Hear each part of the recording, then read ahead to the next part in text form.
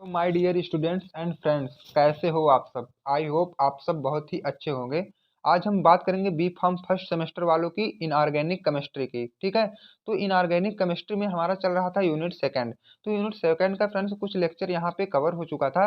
आज हम बात करेंगे आइसोटोनिक सोल्यूशन की। ठीक है, तो देखो यहाँ जैसे कि आपके सिलेबस में मेंशन किया गया है बफर्ड आइसोटोनिक सोल्यूशन के नाम से, तो मैं यही टॉपिक आज आपका इस वीडियो में कवर करूंगा। और मेजरमेंट ऑफ टोनिसिटी, ठीक है, दो टॉपिक यहाँ कवर होगी। अगर आप इसके पहले का वीडियो लेक्चर नहीं देखे हैं तो प्लीज़ जाएं, वहाँ डिस्क्रिप्शन बॉक्स में उसकी लिंक पड़ी हुई है, आप वहाँ से देख सकते हैं। ठीक है, अगर आपको नोट्स चाहिए तो टेलीग्राम ग्रुप को भी ज्वाइन कर सकते हैं। तो चलिए हम बात करेंगे आज आपका टोनिसिटी या बफर्ड आइसोटोनिसिटी क्या होती है फ्रेंड्स। तो बफर्ड आइसोटोनिसिटी समझने से पहले हमें ये समझना होता है कि टोनिसिटी क्या होती है। टोनिसिटी मतलब फ्रेंड्स होता है कि कंसंट्रेशन। ठीक है, कंसंट्रेशन मतलब सांद्रता, वह कौन मतलब हमारा जो सोल्यूशन है वह कितना कंसंट्रेट है, मतलब सांद्र है। ठीक है, अगर हिंदी में बोला जाए तो उसे हम लोग बोलते हैं सांद्रता, और अगर इंग्लिश में बोला जाए तो उसे बोलते हैं कंसंट्रेशन, वह कितना कंसंट्रेट है। ठीक है, उसी को बोला जाता है टोनिसिटी या कंसंट्रेशन। अब देखो लिखा क्या गया है, tonicity refers to the concentration of dissolve particles, मतलब आयन या मॉलिक्यूल्स कह लो तो इसे, in a solution that affect is osmotic pressure. अब देखो हमारे सोल्यूशन में, ठीक है, जो भी आयन या मॉलिक्यूल डिजॉल्व किए गए हैं, ठीक है, वो ऑस्मोटिक प्रेशर को कैसे अफेक्ट कर रहे हैं, उन्हें हम बोलते हैं टोनिसिटी या कंसंट्रेशन। तो आपका टोनिसिटी वाला डाउट क्लियर होगा। तो आज हमें यहाँ पढ़ना है कि बफर्ड आइसोटोनिक सोल्यूशन क्या होते हैं। ये तो आपका केवल बेसिक था। ठीक है, जो आपका मेन है वो देखो आपके आगे है, लिखा गया है कि बफर्ड आइसोटोनिक सोल्यूशन क्या होते हैं। ये पढ़ना है आपको तीन। ठीक है, ये जो सोल्यूशन होते हैं टोनिसिटी वाले, ये होते हैं तीन, एक आइसोटोनिक, एक हाइपोटोनिक, दूसरा तीसरा है हाइपरटोनिक। तो ये तीनों जो है आपके एग्जाम में बहुत आते हैं। ठीक है, ये 2 मार्क्स से तो जरूर पूछ लिए जाते हैं, 100% ये गारंटी है कि ये 2 मार्क में एक क्वेश्चन जरूर बनता है। अगर आपके 10 मार्क का बनता है तो ये तीनों इकट्ठे पूछ लिया जाता है, मतलब साथ में ही पूछ लिया जाता है। अब देखो ये तीनों मैं बहुत आसान तरीके से भी मैं ना आपको केवल एक इमेज में दिखा दूंगा।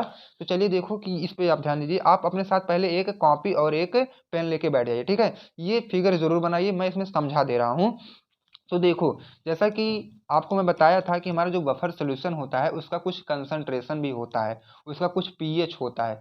तो यहाँ लिया गया क्या, बफर सोल्यूशन, उसका क्या है कंसंट्रेशन या पीएच कुछ होता है ना, टोन मतलब होता है कंसंट्रेशन, तो ये क्या है बफर की कंसंट्रेशन है। अब देखो बफर की जो कंसंट्रेशन है वो हमारे बॉडी में जो ब्लड प्रेजेंट है उसके कंसंट्रेशन के इक्वल होना चाहिए। ठीक है, अब हमारे जो बॉडी में ब्लड प्रेजेंट है उसका कंसंट्रेशन फ्रेंड्स कितना होता है, 0.9% W/V NaCl के इक्वल होता है। ठीक है, कहो तो अगर उसका कंसंट्रेशन 0.9% भी होता है हमारे ब्लड का। अब देखो जब ये दोनों की कंसंट्रेशन बराबर होगी, किसकी किसकी, जो हमारे बफर सोल्यूशन है और जो हमारे ब्लड हैं, जब दोनों की कंसंट्रेशन बराबर होगी तो इस कंडीशन को हम लोग क्या बोलेंगे, ये हमारा आइसोटोनिक सोल्यूशन है। कब आप कहोगे, जब आपका बफर सोल्यूशन देन हमारे बॉडी में जो ब्लड प्रेजेंट है उसका कंसंट्रेशन जब दोनों इक्वल होंगे, मतलब बफर सोल्यूशन भी 0.9 वेट बाय वॉल्यूम का होना चाहिए और ब्लड भी हमारा 0.9% वेट बाय वॉल्यूम का होना चाहिए,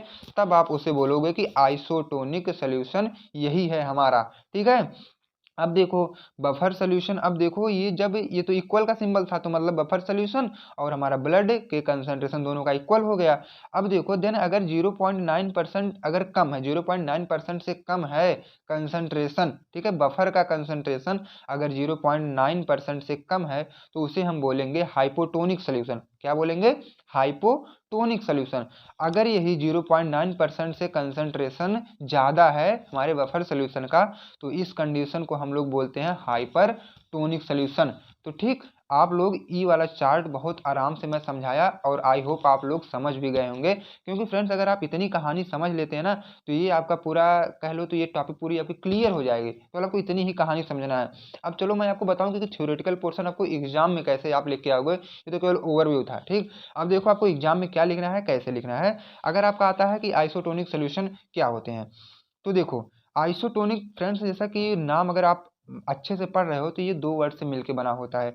this is made up of 2 words, iso plus tone. तो आइसो मीन्स होता है आपका सेम, सेम मतलब सामान। ठीक है। टोन मतलब होता है कंसंट्रेशन, जैसा कि मैं टोनिसिटी जब आपको एक्सप्लेन कर रहा था वहीं बता दिया कि टोन मतलब होता है कंसंट्रेशन मतलब सांद्रता, ठीक है। अब देखो सेम कंसंट्रेशन तो होना चाहिए, लेकिन किससे होना चाहिए, जो हमारा ब्लड का कंसंट्रेशन है, ये जो फ्रेंड्स था, मतलब जो आपके ये ब्लड का कंसंट्रेशन था 0.9% W/V, और हमारे बफर का सोल्यूशन 0.9% W/V, जब ये दोनों सेम होंगे तो उसी कंडीशन को हम बोलेंगे आइसोटोनिक सोल्यूशन। अब देखो isotonic solution are those solution which are same are equal concentration of solutes inside and outside the cell. Cell के अंदर या बाहर जो भी सॉल्यूट प्रेजेंट हैं, जब ये दोनों इक्वल अमाउंट में होते हैं, मतलब उसकी कंसंट्रेशन जब इक्वल अमाउंट में होती है, तो उस कंडीशन को हम बोलते हैं आइसोटोनिक सोल्यूशन, ठीक है। अब यहाँ एक वर्ड आया है फ्रेंड्स आपका सॉल्यूट। सॉल्यूट क्या होते हैं, सॉल्यूट प्लस सॉल्वेंट बराबर होता है सॉल्यूशन। तो सॉल्यूट जो हमारे बॉडी में या कहो तो सेल के अंदर या बाहर बहुत कम अमाउंट में पाए जाते हैं, उन्हें हम बोलते हैं सॉल्यूट। अब देखो बात आती है हाइपोटोनिक सोल्यूशन की। हाइपोटोनिक सोल्यूशन भी वैसे फ्रेंड्स नॉर्मल तरीके से आप समझिए, हाइपो मतलब होता है लेस, टोन मतलब होता है कंसंट्रेशन। तो इसमें क्या है, कंसंट्रेशन जो है लेस रहेगा, मतलब 0.9% से कम रहेगा, उसे हम बोलते हैं हाइपोटोनिक सोल्यूशन। जैसे कि वर्ड से आपको पता चल रहा है, हाइपो मतलब होता है कम और टोन मतलब होता है कंसंट्रेशन, मतलब जिसकी कंसंट्रेशन कम हो उसे बोला जाता है हाइपोटोनिक सोल्यूशन। अब देखो hypotonic solution are defined as those solution which contain lower concentration. जैसे देखिए यहाँ क्लियर लिख दिया गया ना कि लोअर कंसंट्रेशन जो अपने साथ क्रिएट करता है देन आइसोटोनिक सोल्यूशन। अब देखो आइसो 0.9% W/V, ठीक, NaCl से कम जो कंसंट्रेशन रखता हो उन्हें बोला जाता है हाइपोटोनिक सोल्यूशन। तीसरा बात आती है हाइपरटोनिक सोल्यूशन की। ये देखो फ्रेंड्स हाइपरटोनिक जो है एक्सेस, हाइपर मतलब होता है मोर, मोर मतलब होता है अधिक, टोन मतलब होता है कंसंट्रेशन। इसमें हमें ऐसा देखने को मिल रहा है, जैसे वर्ड से पता चल रहा है कि यहाँ 0.9% W/V से कंसंट्रेशन ज़्यादा रहेगा, इसीलिए इसका नाम है हाइपरटोनिक सोल्यूशन। हाइपर मतलब होता है एक्सेस या मोर या अधिक, कुछ भी कह लो, मतलब प्लस में ही रहना चाहिए बस, ठीक, ये जानो। अब हाइपरटोनिक सोल्यूशन में be define as those solution which contain higher concentration than isotonic solution. अब देखो जो हमारा आइसोटोनिक सोल्यूशन होता है ना, मतलब सेम वाला जो था, उससे क्या कहीं ये अधिक जब अपने साथ कंटेन करते हैं, उसे हम बोला जाता है क्या, हाइपरटोनिक सोल्यूशन। अब देखो आप इसको नाप कैसे सकते हो, जैसे कि कौन ज़्यादा है कौन कम है, ये हम कैसे मतलब डिटरमाइन करेंगे, मेजरमेंट कैसे करेंगे। अब देखो ये हम दो मेथड से मेजरमेंट करते हैं, एक होता है हीमोलाइटिक मेथड, दूसरा होता है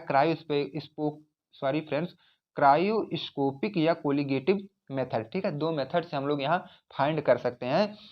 तो मैं अगर पहले को डीप में बताऊं तो हीमोलाइटिक मेथड मतलब होता है फ्रेंड्स, ये देखो इसमें क्या है, the hemolytic method measure the tonicity of observing red blood cell. इसमें हम लोग क्या है टोनिसिटी कैसे नापेंगे या ऑब्जर्व करेंगे, जो हमारे ब्लड में आरबीसी प्रेजेंट है ना, वो जब अलग अलग मतलब सॉल्यूशन का यूज होगा तो वो अलग अलग मतलब चेंज भी होंगे। रेड ब्लड सेल जो है चेंज इन डिफरेंट सोल्यूशन, तो हम लोग अलग अलग सोल्यूशन, क्या मतलब है हाइपरटोनिक, हाइपोटोनिक और क्या एक था आइसोटोनिक, ये तीनों सोल्यूशन में हमारा जो आरबीसी है वो अलग अलग देखने को मिलता है ना। तो उसी के अकॉर्डिंग हम लोग ऑब्जर्व कर लेंगे ये हमारा जो क्या है सोल्यूशन है, ठीक है, मतलब हाइपरटोनिक है या आइसोटोनिक है या हाइपो, ठीक है। हम यहाँ इसी के अकॉर्डिंग ऑब्जर्व कर लेंगे। कैसे ऑब्जर्व करोगे, अगर आप आरबीसी जो है अलग अलग सोल्यूशन में डालोगे तो वह अलग अलग अपना परफॉर्मेंस शो करेगी, ठीक है। अब देखो इस क्वांटिटी, ये क्या है, एक क्वांटिटेटिव मेथड है जिसको कौन डेवलप किया था, हंटर। हंटर ये थे एक साइंटिस्ट कहो तो ये क्या है, एक हंटर थे, और ये क्या है हेमोलाइटिक मेथड की डेवलपमेंट या खोज किए थे। अब देखो नेक्स्ट की बात आती है, क्या आप जो मैंने बताया कि आप अलग अलग सोल्यूशन में रख के आरबीसी को आप फाइंड कर सकते हो, तो ये कैसे करोगे। सबसे पहले आप आइसोटोनिक सोल्यूशन बना लेना 0.9% NaCl का, उसमें इसके बाद उसमें mix blood sample with isotonic solution. आप आइसोटोनिक सोल्यूशन बनाए थे ना, उसमें ब्लड सैंपल को भी ऐड कर देना। जब आप ब्लड सैंपल को ऐड करेंगे तभी आरबीसी ऐड होगी, तो आरबीसी भी ऐड होगी हमारी। ऑब्जर्व अंडर माइक्रोस्कोप, अब माइक्रोस्कोप के अंदर आपको ऑब्जर्व करना है, 2-3 बार इस स्टेप को रिपीट करना है, और देन हाइपरटोनिक NaCl सोल्यूशन मतलब जो भी रहेगा वहां आपको पता चल जाएगा। उसके बाद आरबीसी चेंज कितनी हुई है उसको हमें कंपेयर कर लेना है। तो हमें क्या है, जब कंपेयर कर लोगे आप तो पता चल जाएगी कि क्या चेंजिंग हुई है, ठीक है। अब देखो बात आती है नेक्स्ट वाले मेथड की, कोलिगेटिव मेथड, जो कि क्रायोस्कोपिक मेथड भी आप इसे बोल सकते हो। ये क्या है, कोलिगेटिव प्रॉपर्टी मतलब ये कहो तो कोलिगेटिव प्रॉपर्टी के ऊपर पूरा डिपेंड ही होता है कोलिगेटिव मेथड। अब इसमें हम क्या करेंगे, मान लो आपके पास दो सोल्यूशन है, एक आपका सैंपल रहेगा, एक स्टैंडर्ड वाला रहेगा। तो इसमें तो हमें पता नहीं है कितना कंसंट्रेशन है, लेकिन जो स्टैंडर्ड वाला है वो हमें पता है कि 0.9% NaCl का है। तो क्या है, जो हमारा सैंपल वाला रहेगा और जो स्टैंडर्ड है वो दोनों से हम कंपेयरिंग करा सॉरी मतलब फ्रेंड्स इसका दोनों का कंपेयर करा देंगे। कंपेयर हम कराएंगे किस बेस पे, हम उसमें क्या देखेंगे, जब आप कंपेयर करने जा रहे हो तो उसमें क्या देखोगे, जैसे क्या है, वेपर प्रेशर क्या है, ठीक है, boiling point, freezing point, melting point, इस सबको हम लोग ध्यान में रखते हुए दोनों का कंपेयर करा देंगे, ठीक है। अब देखो इसकी थ्योरी क्या लिखी गई है, this is also helpful in determining the isotonic value. इससे क्या हम लोग आइसोटोनिक वैल्यू को आराम से निकाल सकते हैं। Among then freezing point depression is extremely applied. इसमें क्या फ्रीजिंग पॉइंट मतलब अप्लाई होता है। अब देखो वाटर है freezing point of 0.0 degree Celsius, पानी का फ्रीजिंग पॉइंट ये तो आप लोग जानते होंगे कि 0 डिग्री सेंटीग्रेड होता है।